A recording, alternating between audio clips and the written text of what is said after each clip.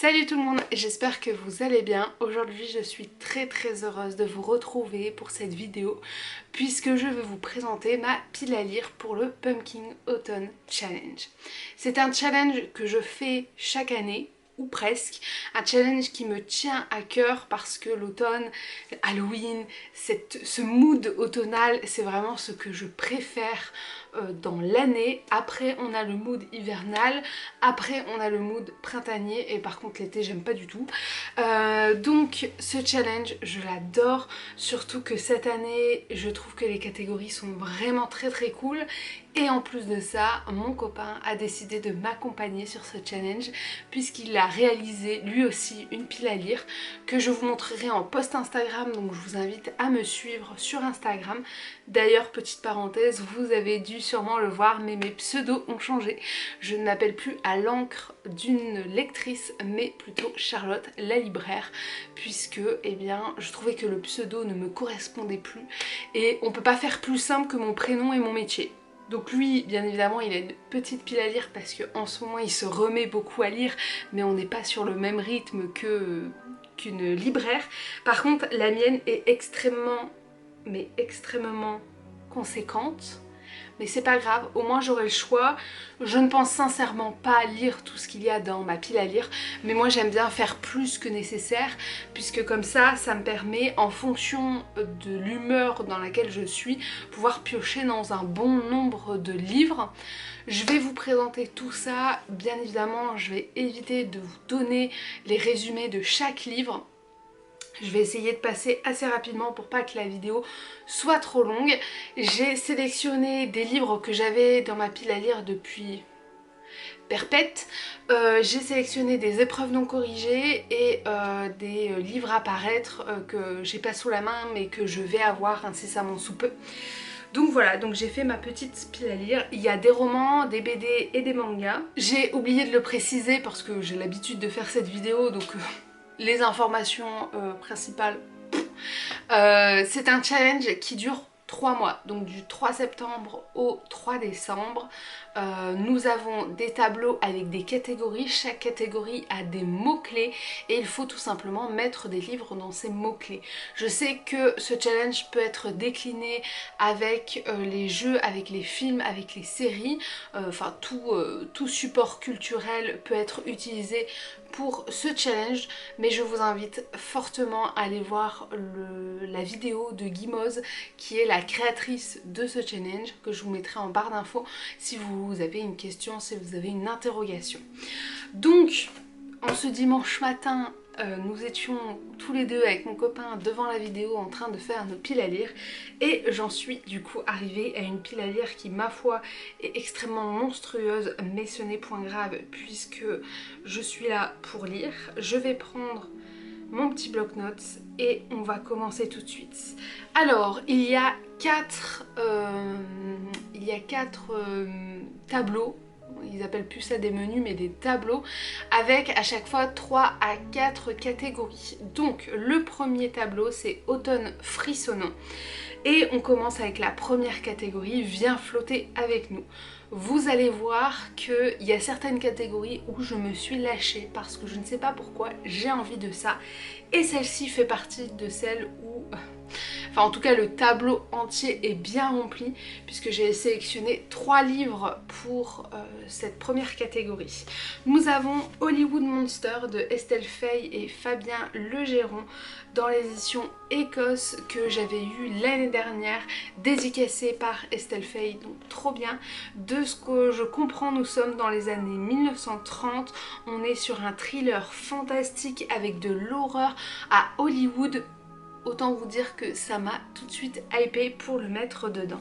Ensuite, j'ai placé Screamers qui va parfaitement bien dans cette catégorie puisqu'il y avait les mots clown, horreur, rouge, épouvante. Donc clairement, on est... Rien qu'à la couverture, on pense tout de suite. Donc c'est publié chez Actes Sud Junior et c'est écrit par Joël Sutherland, je crois.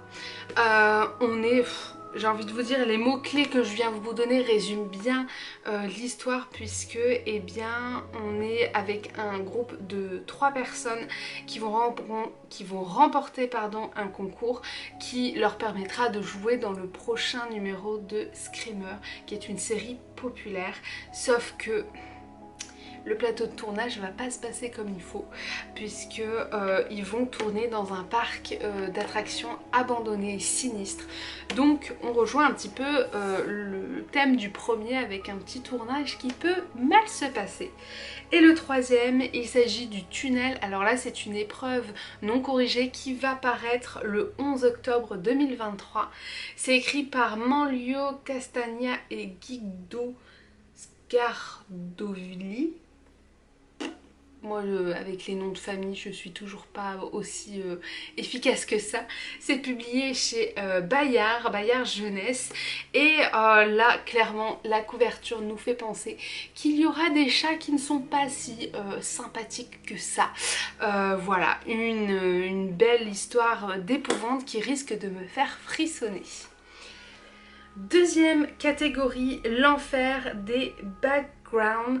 J'ai décidé de placer 3 livres également. Quand je vous disais que j'avais envie de me faire peur, je ne rigolais pas. Alors, il y a 2 livres qui ne sont pas encore parus. J'ai Le Bureau des histoires étranges de François Gravel. Donc en fait, c'est une nouvelle collection qui va sortir chez Gallimard Jeunesse, qui était normalement des livres québécois qui ont été réécrits pour la langue française, parce qu'on n'a forcément pas les mêmes expressions, qui vont paraître, je crois, courant octobre, notamment pour Halloween. Il y en a 4 et moi normalement je vais en recevoir un des 4, donc je l'ai placé ici parce qu'en plus c'est vraiment le moment où j'aime me faire frissonner. Et l'autre livre que je le retrouve, il s'agit des Cris à glacer le sang de R.L. Stine. En fait, c'est un recueil d'histoires, je crois qu'il y a 20 récits différents où le récit commence ou termine par un cri, quelque chose comme ça. Et ça m'avait bien donné envie, et comme on en a commandé à la librairie, et bien je me suis dit que j'allais le placer dans le Pumpkin Autumn Challenge. Il s'agit d'un livre qui va être édité par Bayard Jeunesse. Encore une fois, ils font des très belles choses chez Bayard. Le troisième, je l'ai sous la main. Il s'agit des Errantes de Joe Witek dans les éditions Actes Sud Junior, qui est sorti l'année dernière ou l'année d'avant, il me semble. Une histoire de fantôme, une petite dimension parallèle. Autant vous dire ce qu'il faut pour me faire frissonner. Rien qu'à la couverture, je ne suis pas très rassurée. C'est un livre que j'ai eu dans mes mains l'année dernière et j'étais très contente parce qu'il a fait partie, je crois, du prix Vendredi, enfin en tout cas d'un prix littéraire, donc j'avais très hâte de le découvrir. Et on termine ce premier tableau avec, attention, l'accent anglais est de mise, Perfectly Splendid, je ne sais plus. Donc là, j'ai décidé de placer 2 titres. Alors, un titre qui va paraître, c'est pour ça que j'ai ces petits post-it là. Il s'agit de Mauvais joueur de Amélie Antoine, qui va être édité par Casterman. En fait, c'est les nouveaux titres qui vont apparaître dans la collection Hanté. Si vous ne connaissez pas cette collection jeunesse, je ne vous conseille que de la lire, parce que je sais que j'ai découvert quelques titres l'année dernière, notamment pendant la période d'Halloween, et j'ai adoré. C'est vraiment une collection que j'adore conseiller à mes petits lecteurs qui recherchent des frissons. Et donc il y a un nouveau titre qui va paraître, qui est pour les un peu plus grands, qui s'appelle Mauvais joueur, donc je vais le mettre dedans. Et le deuxième, il s'agit de Startfield, donc j'ai le tome 2 de Dominique Valenté dans les éditions Casterman. Et bien là, on est clairement sur plutôt le côté famille. Je crois qu'il y a un voyage qui va être fait avec sa grand-mère et Violette, parce qu'elle s'appelle Violette. J'espère aimer autant que le premier. Je sais que le premier c'était vraiment un petit cocon, alors je sais qu'il y en a 3, donc peut-être qu'à la suite de ça je m'achèterai le 3e tome. On a terminé avec ce premier menu, on va tout de suite passer au deuxième menu qui s'appelle Automne douceur de vivre. Donc là c'est 2 tableaux qui étaient déjà présents l'année dernière. Dans la première catégorie qui s'appelle Something Wicked This Way Come. Alors là c'est vraiment une catégorie qui va devenir un peu une catégorie fourre-tout à long terme, puisque eh bien je ne vous présente pas d'album et pourtant j'en ai quand même pas mal sous la main sur l'automne qui sont déjà dans ma bibliothèque ou qui vont rejoindre les rayons de ma librairie. Clairement cette catégorie risque de s'enflammer grâce aux albums, même si les albums vont clairement remplir la catégorie. J'ai décidé quand même de mettre 3 romans dedans. Je suis désolée mais mon petit boubou a envie de participer à la vidéo et décide de ne faire que miauler. Et oui, lui aussi il aime le Pumpkin Autumn Challenge. Alors d'abord j'ai sélectionné Les Enfants Boxcar, le secret des orphelins de Jerry Rudd Chandler Warner, qui est un récit publié chez Novell. Alors là j'ai les épreuves non corrigées mais il est déjà paru en janvier et je n'avais qu'une hâte, c'est de pouvoir le placer dans une de mes piles à lire, puisque d'après mon représentant il est génial. C'est vraiment le récit d'aventure typique avec des enfants. Donc écoutez, il a trouvé sa place dans le Pumpkin Autumn Challenge.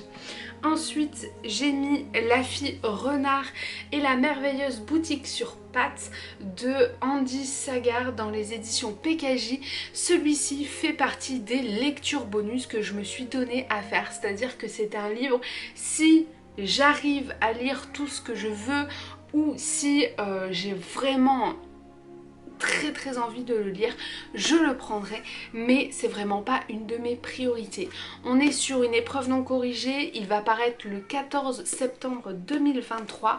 On est sur une jeune fille qui naît avec des oreilles de renard et qui décide à un moment donné de s'enfuir, et elle croise la route de cette merveilleuse boutique qui a littéralement des pattes. On est dans le mood automnal, donc je n'ai qu'une hâte, c'est de les découvrir. Et puis enfin, pour cette catégorie, j'ai mis Le crime d'Halloween de Agatha Christie dans les éditions Le Livre de Poche. Un petit thriller, Halloween, automne, il ne m'en fallait pas plus. Alors il faut savoir que je l'ai commencé il y a très longtemps mais que je ne l'ai jamais terminé. Honte à moi parce que j'ai redécouvert il y a très peu Agatha Christie et j'ai envie de lire tous ses livres. Donc écoutez, c'est une histoire de plus que je vais découvrir.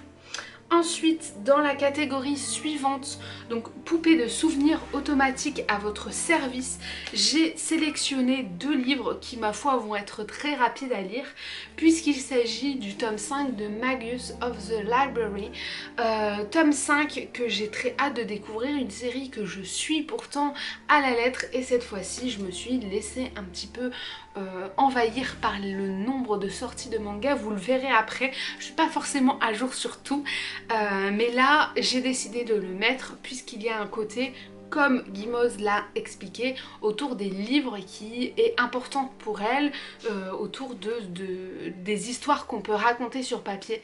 Et c'est vrai que Magus of the Library, c'est l'histoire quand même d'un monde où être bibliothécaire, c'est vraiment le métier le plus sacré que vous pouvez faire.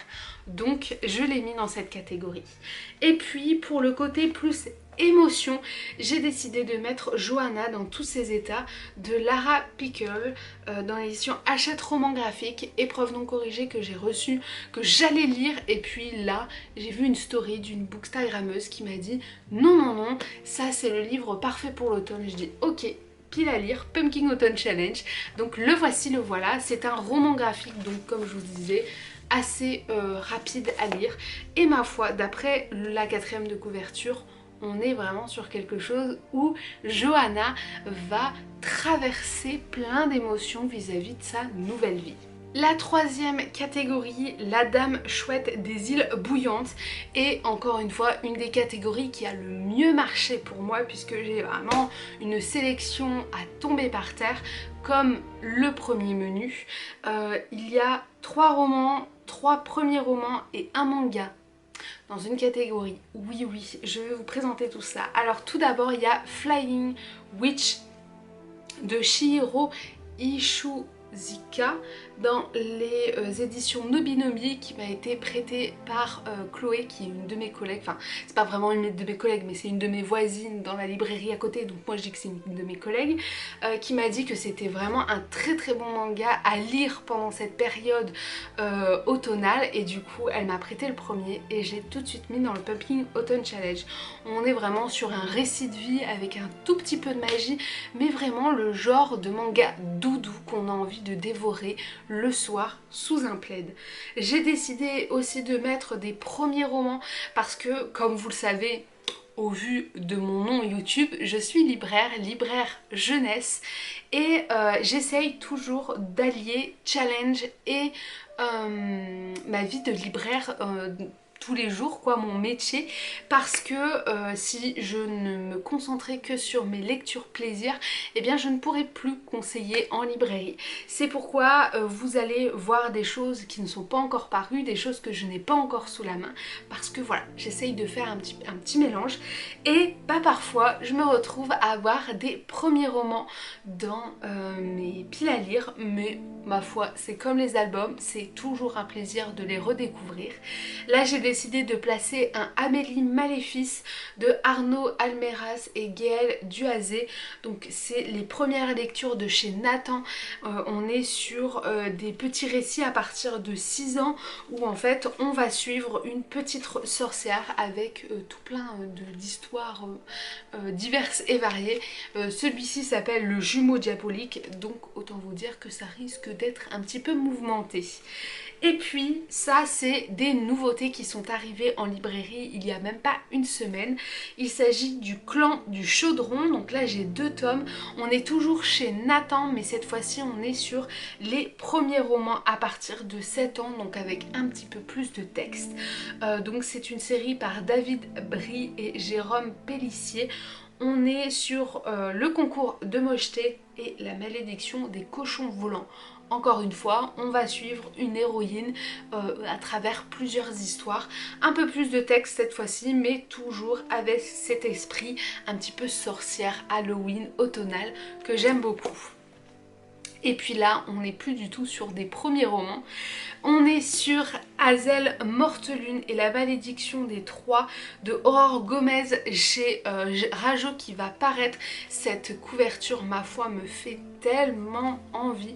Je ne sais plus quand est-ce qu'il va apparaître, je pense que c'est autour de fin septembre, octobre. Écoutez, j'ai pas besoin d'en dire plus, puisque un des mots-clés était malédiction. C'est dans le titre, donc je l'ai mis tout de suite. Là, on est sur Hazel qui va tout simplement déménager dans un manoir qui est plus que lugubre et sinistre. Et forcément, il va se passer des petites choses. Donc parfait, encore une fois, pour ce challenge. Celui-ci, il fallait absolument que je le mette dans ma pile à lire, puisqu'il ça fait tellement longtemps qu'il y est. C'est Les Aventures Magiques d'Alfie Blackstack de Jess King. Donc c'est une épreuve non corrigée, comme vous pouvez peut-être le voir ici, mais c'est une parution en mars 2022. Oui, on est loin. Clairement, j'ai lu la 4e de couverture et on m'a dit une aventure captivante à l'humour irrésistible qui mêle magie et amitié dès 8 ans. Donc écoutez, j'ai pas été plus loin, j'ai vu une sorcière, j'ai vu des aventures magiques, de l'amitié. Boum, je l'ai mis dans cette catégorie. Et enfin, je pense que celui-ci va vraiment apparaître dans pas mal de piles à lire de ce Pumpkin Autumn Challenge. Il s'agit de La Société très secrète des sorcières extraordinaires de Sangu Mandana dans les éditions Lumen. Magnifique livre, vraiment dans l'air du mood automnal ou du mood Halloween que l'on peut se créer pendant ce mois de septembre-octobre. Écoutez, j'ai pas trop lu la 4e de couverture parce que j'ai envie de découvrir cette histoire. De ce que je sais, c'est que les sorcières ne peuvent pas vivre ensemble parce que plus elles sont ensemble, plus elles sont puissantes.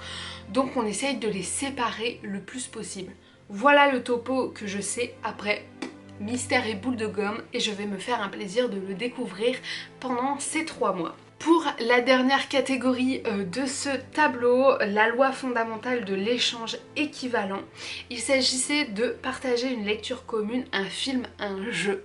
Alors j'avoue que les lectures communes, j'en fais très peu. Peut-être que je trouverai une amie qui lira un de mes livres ou qu'il y en a une de vous qui dira mais j'ai aussi ce livre dans ma pile à lire, est-ce que tu veux faire une lecture commune? Mais en tout cas, en premier lieu, nous allons partager avec Florian un instant film. J'aimerais bien lui montrer les Hocus Pocus qu'il n'a toujours pas vu. Donc je pense que arrivé Halloween, nous allons nous regarder les 2 films ensemble sous des plaids parce que pour l'instant... Bon, je suis en pull, mais la semaine prochaine, apparemment, il fait beau. Donc c'est pas la semaine prochaine que je pourrai regarder tranquillement ce film d'Halloween. Mais j'espère qu'il fera un petit peu plus froid en septembre ou même en octobre pour pouvoir aller regarder ce film. On est sur le nouveau tableau de cette année, donc Automne des bois et au-delà. On a 4 catégories. La première, c'est Pomme alors, c'est le goût de la tarte aux amandes. Il s'agit d'une référence à Mémoire de la forêt. J'aurais très bien pu placer le 3e tome de Mémoire de la forêt qui va paraître en octobre, que je vais en plus avoir en avant-première puisque privilège de libraire, mais comme c'est un conte de Noël, c'est vraiment un livre que je veux me garder pour le mois de décembre. Je pense que je le lirai dès que le Cold Winter Challenge commencera, dès le 4 décembre, je serai avec mon livre, mais en attendant, je pense que je vais mettre autre chose dans ma petite pile à lire. J'ai décidé de sélectionner 3 mangas qui me tenaient vraiment à cœur. Tout d'abord, nous avons le tome 10 et le tome 11 de L'Atelier des Sorciers de Kamome Shirahama, donc dans les éditions Pika Édition. J'ai les versions de luxe, donc il y en a une qui n'est pas déballée, il y en a une qui est déballée, que j'ai réussi à avoir grâce à mes collègues Aventure Manga.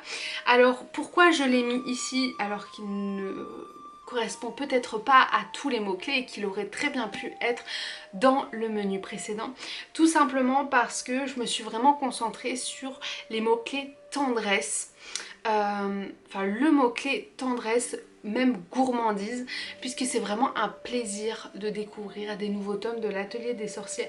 C'est vraiment un cocon que je me fais lorsque je lis ça et voilà, j'avais envie de le placer dans cette catégorie, donc je l'ai placé là.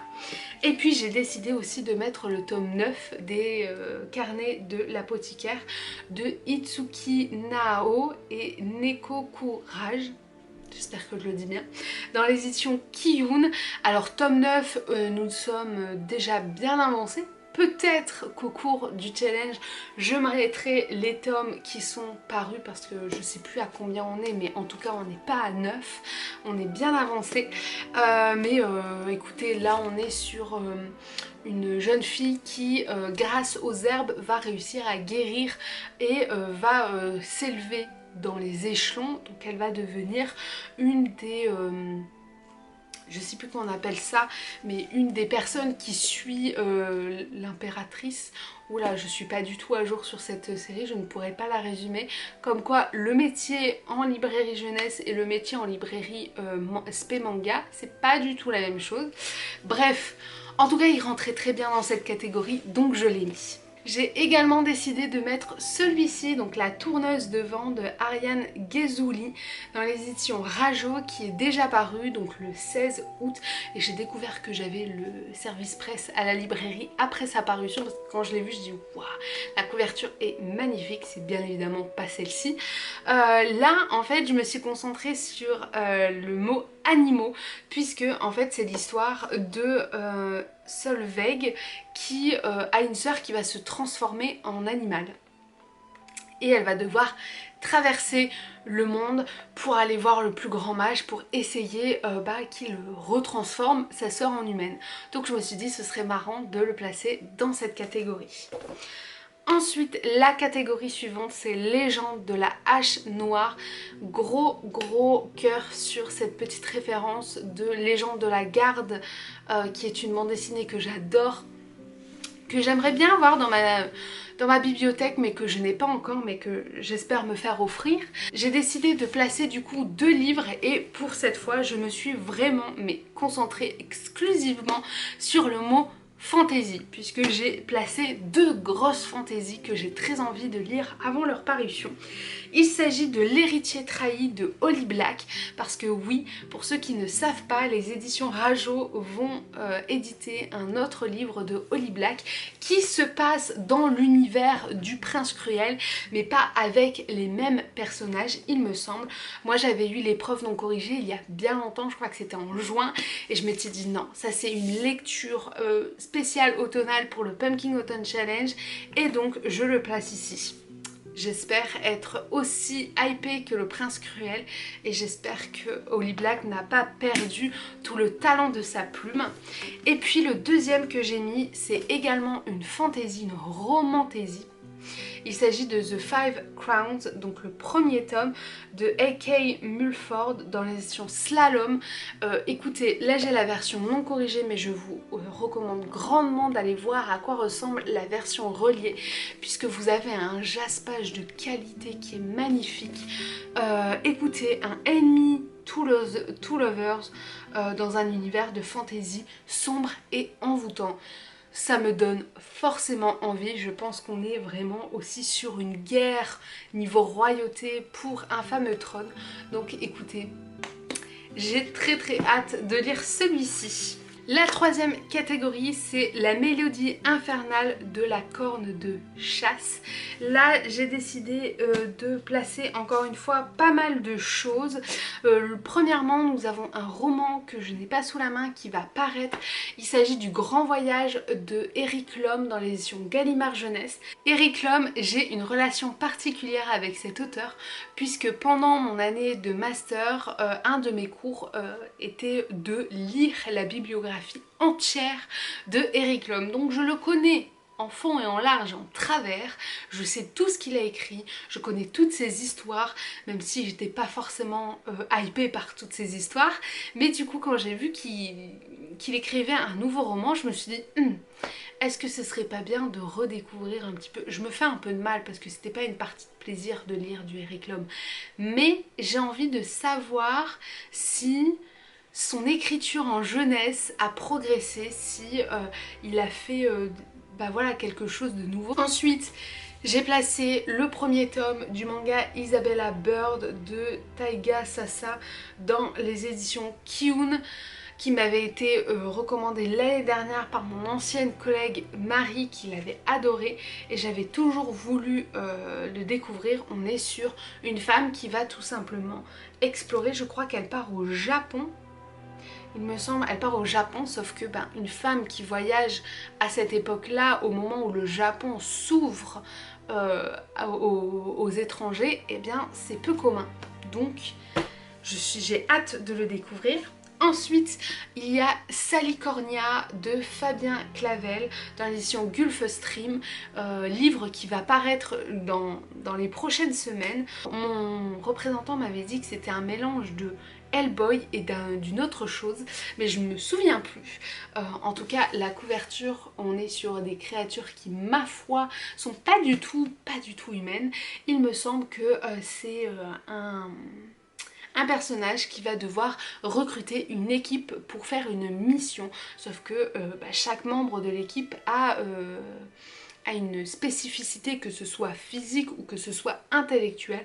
Donc ça nous fait une belle bande qui va faire cette mission et qui va éviter ou partir en guerre, on ne sait pas. Là c'est le livre 1, Fabien Clavel, auteur de renommée que je connais en littérature de jeunesse, il produit énormément, donc eh bien j'ai hâte de voir quelle est cette nouvelle pépite. Et enfin, un très gros livre que j'ai placé dans cette catégorie. Il s'agit de La plus grande de Davide Morosinotto, donc dans les éditions École des loisirs.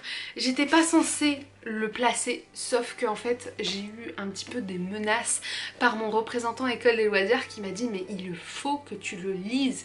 Le problème c'est qu'il fait 700 pages.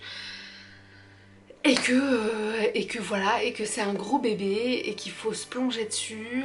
Apparemment c'est le roman de la plus grande pirate du monde. On est sur des inspirations chinoises parce qu'on est en Chine du Sud en 1770. Écoutez, peut-être qu'il arrivera dans mes mains avant la fin du challenge, je pense que oui vu comment je me suis fait menacer, mais voilà, c'est le plus gros bébé que j'ai de ce challenge. Pour la catégorie suivante et la dernière catégorie de ce menu, Requête Raccoon on the Run, j'ai décidé de placer la bande dessinée La Belle Mort de Mathieu Bablé, qui est une des dernières bandes dessinées que j'ai à découvrir de cet auteur là, qui ma foi a fait sensation, notamment avec Carbone et Silicium. Là il me semble qu'on est encore une fois dans un récit de science-fiction, c'est pour ça qu'il rentre très bien dans cette catégorie où science-fiction est un des mots-clés. Écoutez, j'en sais pas plus sur ce livre-ci, mais comme à chaque fois avec Mathieu Bablé, je ne suis jamais déçue. Donc c'est pas que j'ai des attentes très très hautes, mais c'est que je sais que je vais aimer. Donc je me fais pas de soucis. On passe du coup au dernier menu, Automne rayonnant. J'avoue que c'est pas le menu qui m'a le plus hypé. J'étais presque à vouloir l'éliminer et ne pas le faire, et puis je me suis dit non, je vais quand même placer des choses, mais des choses qui sont un petit peu tirées par les cheveux par rapport aux mots-clés. La première catégorie c'est Will Always Find a Way. Cette fois-ci j'ai mis La Maison sous la maison de Émilie Chazeran dans l'édition Sarbacane, qui est déjà disponible en librairie. Et pour cette catégorie je me suis vraiment accrochée à un mot-clé qui est feel good. J'ai déjà lu du Émilie Chazeran, j'adore sa plume, je trouve que c'est vraiment une plume qui me fait du bien, que j'ai envie de lire vraiment à certains moments de ma vie et où je sais où je vais avoir du plaisir à lire du Émilie Chazeran. Donc c'est pour ça que je l'ai mis dans cette catégorie, même si ma foi il peut aller dans plusieurs autres catégories. La deuxième catégorie, L'Esprit indomptable de Jo March. J'aurais pu mettre Les 4 filles du Dr March, sachant que je veux le lire depuis des années, donc peut-être qu'il s'immiscera au cours du challenge. En tout cas dans ma pile à lire de base je ne l'ai pas mis. J'ai décidé de mettre 2 bandes dessinées, donc un premier comics qui s'appelle Witch, on est sur le tome 6, alors c'est le part 2 volume 3, parce que c'est en anglais, enfin voilà, vous pouvez les trouver qu'en anglais, mais moi je sais que j'avais un très très bon souvenir des Witch avec le Witch Mag, donc j'ai décidé de tous les recommencer et de tous les lire. Donc on est au tome 6, j'ai choisi celui-ci parce que je me suis concentrée sur le mot-clé sororité. On est sur un groupe de filles qui s'entraident, qui se prennent comme sœurs, tout ça, bref. Et le deuxième, pour la place de la femme, j'ai décidé de choisir Madeleine Résistante, donc le premier tome chez Air Libre de Bertaille, Morvan et Riffaut. On est sur un récit où on va suivre une femme qui va tenter par des petites actions ou par des grosses actions d'être résistante et de ne pas plier le genou devant l'ennemi. Et moi j'aime beaucoup les récits historiques qui parlent de ces périodes-là, des périodes de la guerre, et surtout qui nous permet d'avoir un témoignage sur une personne résistante. Par les mêmes auteurs, j'avais adoré Irena. Ils ont fait une nouvelle série qui s'appelle Simone qui est en cours, et ils ont fait Madeleine Résistante. J'avais vu l'exposition quand elle était à Lyon et j'avais tellement aimé. Donc écoutez, c'était chose complètement logique de le placer dans ce challenge. Et enfin, la dernière catégorie qui est une référence à une bookstagrammeuse qui est malheureusement décédée. Alors je ne la connaissais pas personnellement, mais j'ai vu quelques petits messages passer. Je ne pourrais pas le dire parce que je ne sais pas comment ça se prononce. Mais là j'ai décidé de placer le tome 4 et le tome 5 de la série Minuscule de Takuto Kashiki dans les éditions Komiku, série que j'aime énormément. Il y a d'ailleurs le 9e ou le 10e tome qui est paru il n'y a pas très longtemps parce que c'est vraiment une parution beaucoup plus lente que certains mangas. Et ma foi, moi je ne suis arrivée qu'au 4e. Mais ce n'est pas grave, je vais avancer petit à petit. Et voilà, ça termine enfin ma pile à lire du Pumpkin Autumn Challenge. Comme je vous dis, c'est pas une pile à lire définitive, je ne lirai que ça. Il y a d'autres choses qui vont se rajouter, il y a d'autres choses qui vont partir, machin. Des livres audio, ou alors des podcasts, ou alors des livres que je vais recevoir à la librairie et qui vont atterrir sur mes tables. Des albums, il y a énormément d'albums qui vont atterrir dans ce Pumpkin Autumn Challenge après cette vidéo, mais en tout cas vous avez déjà une première vue de ma pile à lire. Je sais qu'elle est énorme, je le sais moi-même, je pense pas que je lirai tout ça, mais écoutez, en ce moment j'ai énormément envie de lire, donc je me donne le défi de lire un maximum de choses dans cette pile à lire. J'espère que cette vidéo vous a plu, n'hésitez pas à me dire si vous faites également le Pumpkin Autumn Challenge et de m'indiquer le lien de votre vidéo pour que je puisse voir ce que vous avez sélectionné dans ce challenge. De toute façon, on se retrouve bientôt pour une nouvelle vidéo et puis n'hésitez pas à rejoindre mes réseaux sociaux et à vous abonner parce qu'on est bientôt aux 1000 et ça me ferait énormément plaisir de passer aux 1000 abonnés. Donc voilà, et bien à une prochaine vidéo. Bye!